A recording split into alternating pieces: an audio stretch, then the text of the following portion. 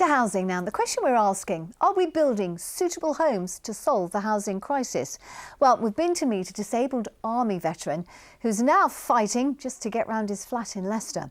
We've also been speaking to a young farmer from Nottinghamshire who's struggling to find a home of her own that's near her livestock. Our social affairs correspondent Jeremy Ball reports. Right. David fought for the British Army in Bosnia. Now just getting to the bathroom's a battle because his council flat here in New Parks doesn't have wide enough doorways for his wheelchair. So I have to leave the chair here just to go to the bathroom. David spent almost a year trying to get moved to somewhere that's accessible, but nothing's been available. People shouldn't have to live like this. If I have a muscular spasm or a seizure, I could fall. I can't get around the flat safely, and if I hit my head, I could end up dead. As simple as that. You know what I mean? Emma's help's been invaluable. She's campaigning for more accessible housing. It's not an isolated case. We need wider door frames.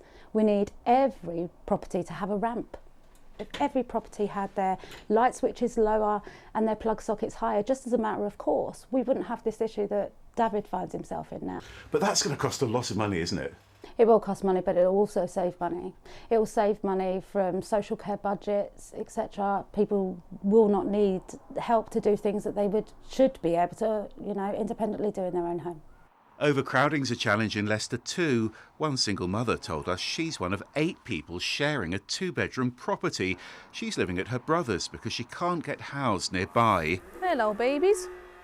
What's this lot? There is plenty of space where Jessica lives on the edge of Nottingham's green belt. Jessica wants her own place too, but she's still on the family farm. I need to live as close to the farm as possible so that if there's anything wrong in the middle of the night, I've not got to jump in the car. I can literally put my wellies on and run outside. I'd want to live on my own, so I'm probably only looking for a 1 or 2 bedroom house at the most. There's been some beautiful houses built just up the road, 3-4 bedrooms, so that's completely out of my price bracket. Is there an option for me to build another house on the farm somewhere? Probably not. I can't see the local council agreeing to that. Could I even get a static caravan and could I move into that? It's trying to make me choke now.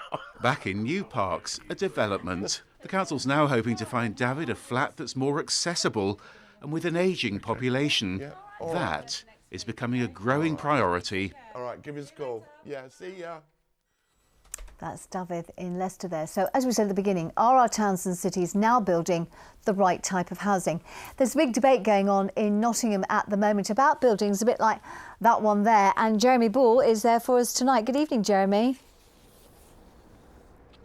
Yeah, good evening, Anne. It's a debate about developments like this one. Swanky new student blocks going up all over the place. This is a really important part of this city's economy, and you can see the skyline changing before your eyes, but it is controversial too, because this isn't the kind of affordable housing that so many local families say they need so badly. So is Nottingham getting it right? What should they be building here? Well, those are all questions for Nottingham's new student living strategy. If you live here, you're being asked for your opinion on that as well.